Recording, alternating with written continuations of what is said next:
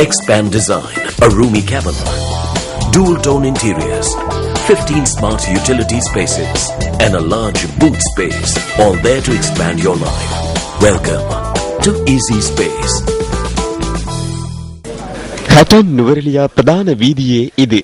இந்த வீதிக்கு அருகிலுள்ள மரங்களில் குளவிக்கூடுகள் காணப்படுவதால் இந்த வீதியை பயன்படுத்துவோர் பல அசௌகரியங்களுக்கு உள்ளாகியுள்ளனர். கொட்டகலை வைத்தியசாலைக்கு முன்பாக உள்ள மரங்களிலேயே இவ்வாறு குளவிக்கூடுகள் காணப்படுகின்றன.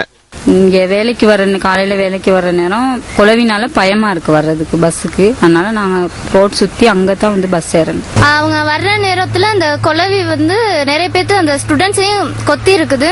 அதனால நிறைய பேர் இந்த ஸ்கூல்ல இருந்து ஹாஸ்பிட்டலுக்கு இந்த குளவினால பாதிக்கப்பட்டு ஹாஸ்பிட்டல்ல அட்மிட் பண்ணிருக்காங்க.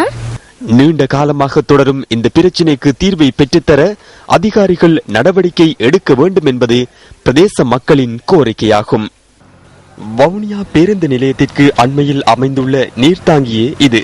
தேசிய நீர்வளங்கள் வடிகாலமைப்பு சபையினால் இந்த நீர்த்தாங்கி பராமரிக்கப்பட்டு வருவதாக அங்குள்ள மக்கள் தெரிவிக்கின்றனர். பேருந்து நிலைய வளாகத்தில் நடமாடும் மக்கள் இதன் மூலம் பெரும் அச்சுறுத்தலை எதிர்நோக்கியுள்ளனர்.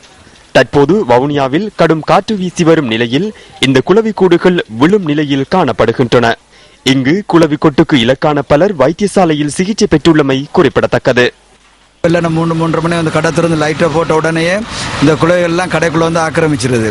அதன்படி எல்லாம் எங்களை கடிச்சு எங்க கடையில வேலை செய்யற ஒருத்தர் கிட்டத்தட்ட 5 நாள் வாட்டில் இருந்தாரு. குளவியால பெரிய தொல்லையா தான் இருக்கு. ஒரு நாள் 2 நாள் பரவாயில்ல, இப்போ ஒரு 2-3 மாசமா இப்படியே இருக்குது. பாதுகாப்பான முறையில் குளவி கூடுகளை அகற்றுவதற்கான பல வழிமுறைகள் உள்ள போதிலும் வவுனியா நகரில் உள்ள இந்த குளவி கூடுகளை அகற்றுவதற்கு ஏன் இன்னும் அதிகாரிகள் நடவடிக்கை எடுக்கவில்லை என்பதே அனைவரதும் கேள்வியாகும்.